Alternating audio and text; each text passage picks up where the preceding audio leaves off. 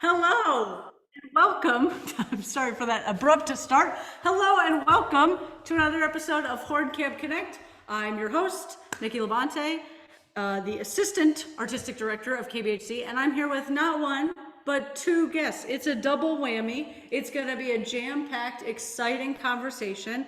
I'm here with Bernhard Scully, who is the KBHC Artistic Director, horn professor at the University of Illinois, former member of the Canadian Brass, former principal horn of the St. Paul Chamber Orchestra, and an international soloist. And I'm also here with Frank Lloyd, who is the former professor at the Folkwang Hochschule, help me, the former member of the Royal Philharmonic, former member of the Philip Jones Brass Ensemble, and international soloist. Thank you both for being here. I am super excited to talk to you guys. As evidenced by those bios, you guys have a lot of varied experience, but also a lot of repeated experience, being on tour with an ensemble, playing pieces more than once, even in the orchestra or anywhere. Can you talk a little bit about that experience and what it was like and how it shaped your horn playing? Starting with me? Yeah. Oh, okay. Well, I think the first thing I'd say is that I don't get bored easily. That's probably good. I mean, for those of you that have been here at the camp, I've literally been teaching long tones, like one tone for hours and hours. That sounds so fun. And I'm super happy. Like I'm just weird, I think. Come to camp, it's a lot of fun. You'll do one note. One note, so you can get it right. Well, in all seriousness, so I think, there's a lot of aspects to playing any instrument, I think, especially the horn, where we have to kind of spend so much time with things like our sound that are very repetitious, even leading up to some of our first performance opportunities, professional opportunities. I know, like, before I even got my first chance to sub, like in a local symphony, I probably had put in hours upon hundreds of hours of long tones and all of that. So by the time you get in the orchestra or an ensemble, some of the repetition that you face, like say the many times you have to play Tchaikovsky's symphony, or the many times you have to play the Nutcracker, some of these things, maybe that even pales in comparison to some of the things you have to do to even get there. So maybe you were already pretty primed for that kind of repetition. But to answer your question, so in Canadian brass, that's what probably many people are, I'm known to people, we oftentimes did play maybe the same song. We started the concert with the same tune pretty much every time. And I think that gets very tiring and boring, but I always just found that it was really great. Like, I liked the fact that after playing something possibly 100 times, I started to realize how much I didn't know it the first time I played it. I was like, oh, that's what it feels like to play something 100 times. And now I know it really well, and I realize how much I still have to learn it. So I guess for me, I never really faced a lot of boredom, or even with things I did like hyper repetitiously. Maybe, I don't know how common that is, or people are different, but I rather enjoyed it. I rather enjoyed getting the chance to experience something over and over again and then learn new things from it. Because a lot of that stuff, I mean, let's face it, the horn is like always challenging, even playing one note. So that's what I feel about it. So. Frank, similar experience, different? Yeah, different. I mean, in London, the variety is built into the profession in itself. As a musician, basically a freelance player in London, you're very, very busy doing a lot of things. And I might have been a member of the Royal Philharmonic Orchestra, but I was always already doing other stuff. And as a member of the brass ensemble, Philip Jones Brass Ensemble, the work was always in a block. You did a work phase, so you did a rehearsal period, and then you took that on tour. So, and it was always mixed in with a lot of other stuff, the film sessions and the solo work and the chamber music group and the Nash Ensemble, the chamber. So there was a huge diversity of music going on all the time. And this was, I felt myself very fortunate at that time to be a lot in demand for a lot of different things. So that variety keeps you sharp, keeps you on your toes, and you're covering all the aspects of the horn repertoire, whether it's symphony orchestra, chamber orchestra, solo work, film work. I mean, it's such a lot going on in London, and there's no actual fixed position. So I'm not really stuck with having to stay in this job. And in fact, it got to a point, although I wasn't in the Royal Philharmonic Orchestra, it's not a fixed position as such, but you have a loyalty. And the decision came for me to break away from the orchestra when they started not allowing me to, in the free time, to go and play some solo repertoire, some solo dates. So I said, well, that's okay. I've enjoyed my 3 years with the Royal Philharmonic, but now it's time to move on because there was a lot of other stuff coming in. So fortunate in many ways to have such a diverse musical life in London. So repetition didn't really come in. Yes, we had the repetition of the Tchaikovsky symphonies. Do you want to do another tour of Tchaik 4? No. But every concert is another challenge, and the professionalism which we have to have is rise ourselves to that challenge and to make it interesting and put everything you have to make the orchestra, or especially in our case, the horn section, sound the best. So how do you think, for both of you, that diversity, or like even that repetition, I mean, for both of you experiencing diversity and repetition, how does that shape the way that you practice? When you have time to practice or when you have time to work on things, how does that shape that? Do you try to counterbalance the repetition in your work life with diversity in practice, or vice versa? Like, talk to me a little bit about how you feel like that experience changes the way that you work in your free time. Yeah, I think it changes it a lot. I think for me, I have been sort of in stages in my career, all the many years in the quintet and the number of years in the orchestra. And I had some freelancing early on as well, not nearly to the degree you were talking about or the variety. I think, I did a lot of low horn playing when I first started out because I had a teacher who said like I had a natural low range. So that was a very good way to get your foot in the door because, pays the same as the other positions mostly, maybe except for principal. And so I was kind of keen on that. So I got a lot of low horn, but I found that if I didn't practice high horn with it, it would sort of go away. And then when I started to do more high horn playing, it was the same thing with the low range. So like in the quintet, for instance, I mean, one thing that maybe some of you might know is those shows are really exhaustive. Like those are like 2 hours of constant playing. It's almost like doing a solo recital, actually. So remember when I first joined, Jeff Nelson, who was just leading the group at the time, we've sort of like done like this in the group. He's just said, well, the first thing is like the show will keep you in shape. And I didn't really understand because I'd never been in a situation like in an orchestra where the orchestra would just that would keep me in shape. I always had to do like some fundamental work and at least a nice warm up. But sure enough, within a couple months of that group, I realized like, wow, if I over practice with this kind of schedule, like a different concert every day in a different place, like for months on end, and it's always like pedal to the metal, like I'm gonna get tired. And I had a couple of those days where like, I'm just gonna do my 2-hour warm up. And I really regretted that. And a couple, even regretted it days later. So what I ended up doing with that, in that situation, is just doing a very moderate amount of playing, really kind of like what we do in our fundamentals here, just focusing on sound, just making sure things went. The show itself was hugely diverse in terms of the amount, the kind of playing and the technique and everything and the range. I mean, it would keep me in shape. And then when I go home on my off times, I'd have a couple weeks off here and there, then I'd really just sit down and kind of re-put myself together, do my extended long tones, do my etudes, maybe start to learn some solo repertoire from some variety. But that's how I kind of had to deal with that. And the orchestra, I think it's a little different for principal horn, and you've done a lot of principal horn playing too. I think that it does keep you in shape to a degree, but it can also tear you down a bit. The quintet, the chamber music didn't tear me down as much. You don't have to play that sheer volume sometimes. I don't know, if you feel that way.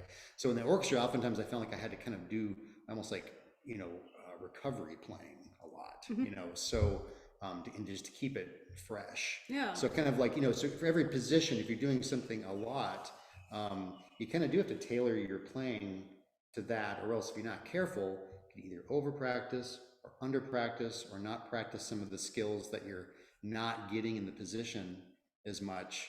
And I just, whatever I tried to adapt, and I've done the best. Now I'm, not in those groups anymore. I'm teaching and I'm doing different things. I'm focusing a lot on my pedagogy. So I find I had to do a lot more fundamental practice just to keep myself in really good shape and kind of just choose my repertoire to keep myself interested. So that's how I've dealt with it. Yeah. And it's a very interesting point that the work that you're doing every day keeps you in shape. I mean, that keeps your stamina strong. But in the end, with a lot of diversity, like I might the next day have to go into a chamber orchestra, and it's a different discipline. Yeah. You suddenly find that from playing power, you've got to play a Mozart symphony or a Haydn symphony. Now that takes a little bit of, of getting into. The same in reverse. We once had a player come from a very well-known chamber orchestra in London, came to the Royal Philharmonic Orchestra to do a tour with us. And it took him 2 days of rehearsals to get up the power element.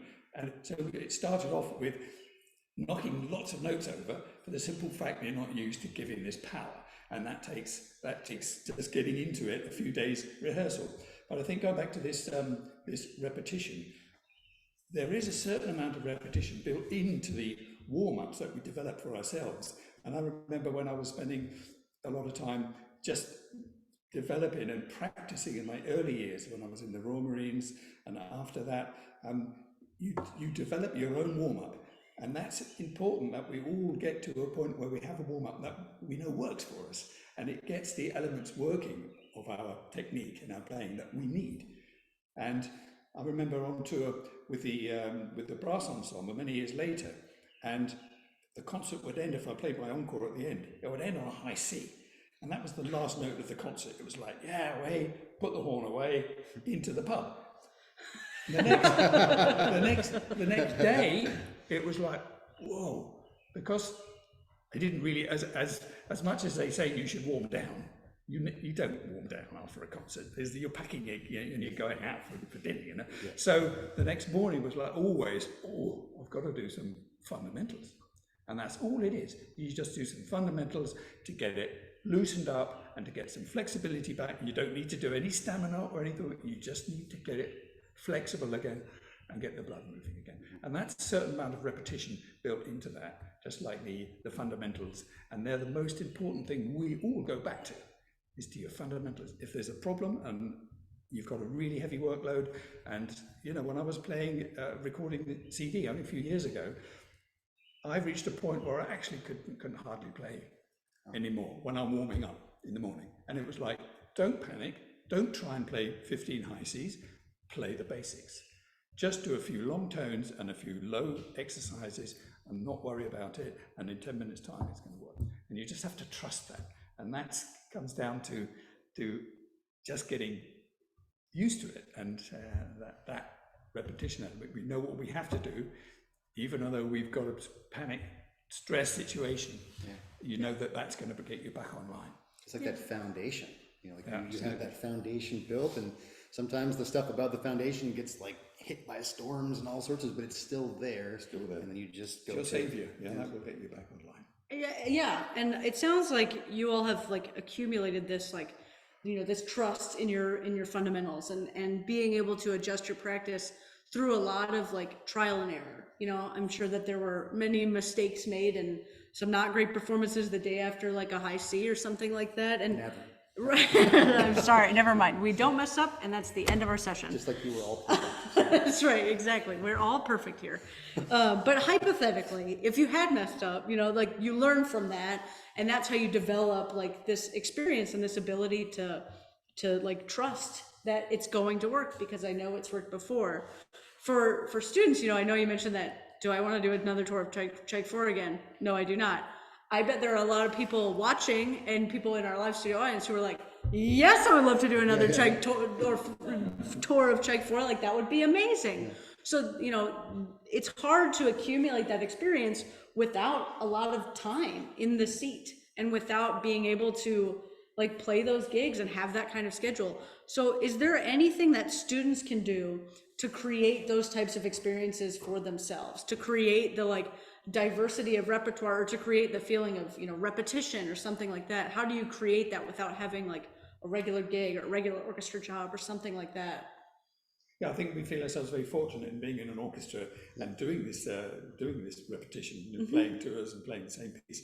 But then on the next tour, you might be touring Mahler 5 or Mahler 7. Right. And you got your work cut out for you there. Totally. And it's just full on, But I mean, the students, the one thing that speaking with colleagues from symphony orchestras around who sit on the panels for auditions and for the horn auditions, the weakest thing they always come up with is the orchestral excerpt. So it's really something that you have to drill into yourself, those orchestral excerpts. If you've got a date to play a symphony, learn it before you even get there.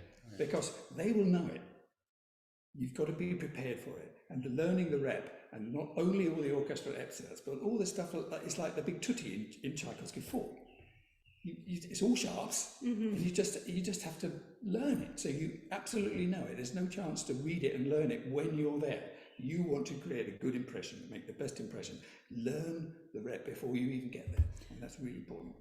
Can you talk a little bit more about how you learn that rep? Because I think, anytime, like early on when I was like subbing into the orchestra, I would think that I knew a piece really well, and then I get in there and it's like sensory overload and a lot of things are happening, and I start like losing track of what I should be focusing on, and I make mistakes and things devolve, and then I get in my head, and that kind of thing.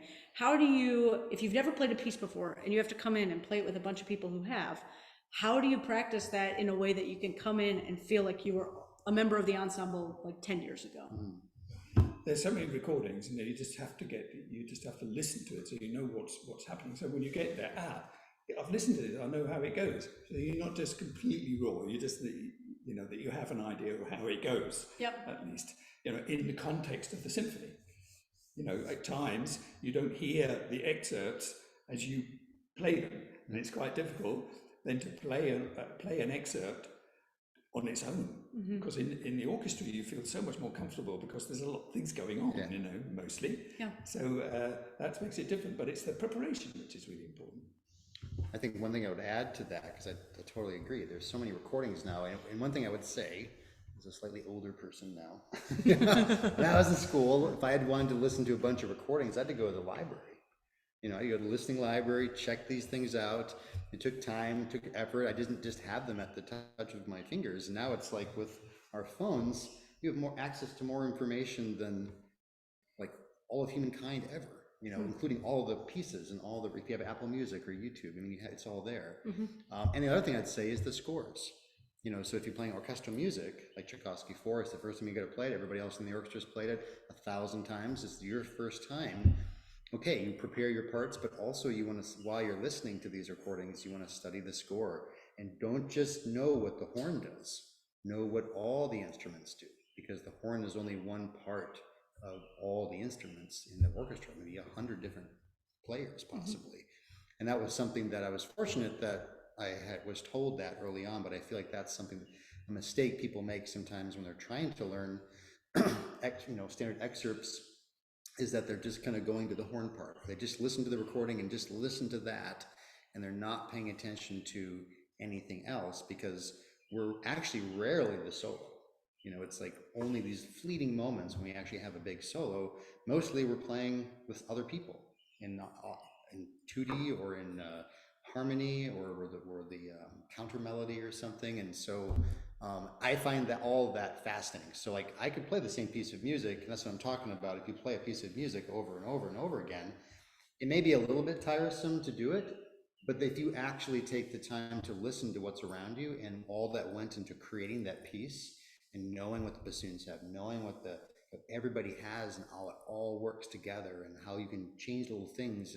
It's just, become the composer, become the conductor, and then I think that's a lifetime of work right there. That might mean that the 100 times you play that piece, maybe that's the first time you truly understand it, and not just the horn part, or not just playing in tune and matching the first horn or something. So that's what I would say. Yeah, and also there's a few symphonies which you really do have to work on every single note in respect to the transposition. Yeah. Brahms' symphonies might be some of the most played symphonies. If you don't know them absolutely backwards, you're going to come unstuck. Yeah. You just need to know every single note, because some of the transpositions are really awkward, and they're not for reading, they're for just knowing. So that's something which is really important, to get that repertoire in the head before you can get there. And transposition will trip you up if you haven't really done something. Absolutely, I think. And one thing I'd add to this is that, we talk about repetition, and all of this stuff takes a heck of a long time to learn and integrate. And, you're not just going to learn one of these pieces like right away. You're going to have to start immersing yourself. And the more you can learn to just love the process of learning music, like be in the process of learning, then you can withstand these very long periods of time, whether it's like learning the horn itself, learning the parts, learning the pieces. It's all just going to be really enjoyable, and there's never going to be a boring moment then. Yeah. talking about the process of like enjoying that. I think that for anybody of any level, even like high school students looking to get into college or college students looking to go to grad school or to start taking auditions, there's a lot of repeated repertoire that comes up. You know, the solo piece that you're working on for college auditions, or, you know, Mozart 4 for every audition. When you're performing those pieces, either in an audition context or just performing them, how do you find is the best way to keep it from feeling like it can be a chore sometimes? You know, there are some times where, you know, if I'm preparing for an audition, Mozart 4 is on the list. I play Mozart 4 like every time, and sometimes I pick up the horn and it just feels like, whew, okay, here we go again. You know, and you know, you try to get into the music, but sometimes it's really hard to like feel like Mozart 4 is fresh and exciting. I feel like I've heard every recording and every interpretation. It's hard to get me excited about that piece. There are moments, you know, I'll hear like a new approach and I'm like, oh, that's really interesting. But how do you keep renewing that interest? I think, you know, being a professional, we have that professionalism to know that we have to produce. And it's exactly like you just said, here we go again. You know, but we're rarely in a situation where I'm playing it every day. Even if you tour a concerto, it's still only a few times. And like I say, every concert is another challenge. So you're trying to raise the bar every time. I can be more musical. I can be, you know, freer with this. I can support better. I can relax more. There's always going to be another element you can add to it. And I think you can, in your practice and preparation for Mozart, maybe you can make it more difficult by playing on a hand horn, say, or playing it just on the F horn. So actually, when it comes back to the B flat horn, well, this is the breeze, because you've had to work on the you know, more difficult articulation on the F horn and things like that. But that's something that is, I think we've got to raise ourselves for. I mean, you look at any actors, and then they have to do these massive scenes time and time again, and they have to produce this element of this is the first time and this is unique.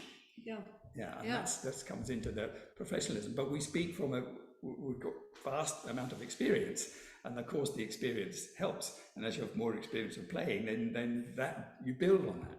But as the younger people wouldn't have so much experience, it's more difficult, but then they wouldn't have so much of the repetition either. Of course, yeah. And then one thing I would add to this, I'm loving hearing what you're saying because I resonate with it. Also, like maybe on a more philosophical level, I think when we deal with this, it's interesting that music instruction, like the praxis of learning music in some ways, is kind of gravitated towards like a standardized approach of learning formalized music. So like oftentimes the very first time that we engage with music, I don't know what your audience experiences or what your experiences were, but oftentimes it's like somebody puts music right in front of you and says, all right, this is the piece you're playing, right?